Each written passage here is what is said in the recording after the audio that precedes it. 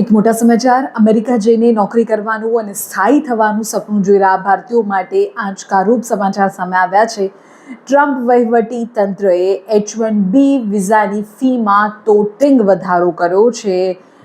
$1,03,265 એટલે લગભગ 88 થી 90 લાખ રૂપિયા.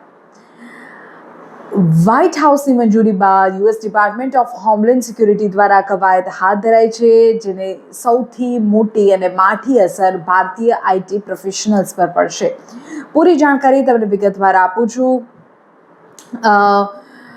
US department of homeland security DHS દ્વારા H-1B વિઝા અને F-1 OPT એટલે કે ઓપ્શનલ પ્રેક્ટિકલ ટ્રેનિંગ પ્રોગ્રામ પર નવી અને ભારે ફી લગાવવાનો પ્રસ્તાવ મૂકવામાં આવ્યો છે.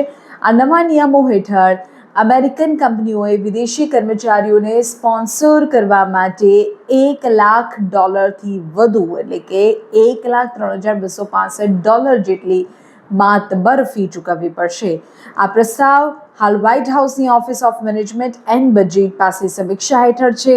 ભારતીય આઈટી પ્રોફેશનલ્સ અને કંપનીઓ પર તેની શું અસર થશે જો સમજીએ તો અમેરિકાના નિર્ણયની સૌથી વધુ નુકસાન ભારતીયોને થવાની ભીતિ છે. અમેરિકા દ્વારા દર વર્ષે મંજૂર કરવામાં આવતા H-1B વિઝામાં લગભગ 71% વિઝા તો ભારતીયો મેળવે છે.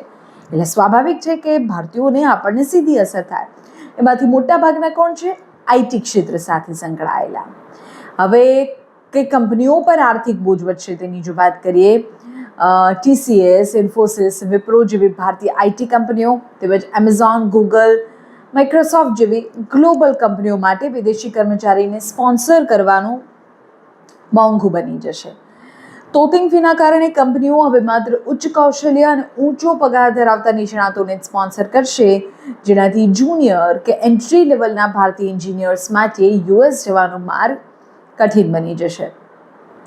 ટ્રમ્પ પ્રશાસનનો મુખ્ય ઉદ્દેશ છે સ્થાનિક અમેરિકન નાગરિકોને નોકરીઓ આપવાનો અને આઉટસોર્સિંગને ઘટાડવાનો.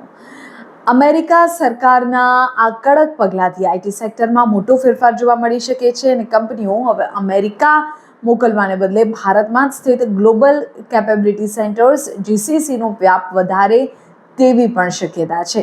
એટલે જો તમારો પણ અથવા તમારા કોઈ પણ પરિચિતનો ભવિષ્યમાં અમેરિકામાં સ્થાયી થવાનો વિચાર હોય તો હવે સ્પોન્સરશિપ મોંઘી પડી જશે, કારણ કે જે પ્રસ્તાવ અત્યારે સમીક્ષા હેઠળ છે તેમાં 88 થી 90 લાખના વધુ ખર્ચ થઈ શકે છે. એટલી માતબર ફી ની જોગવાઈ કરવામાં આવી છે.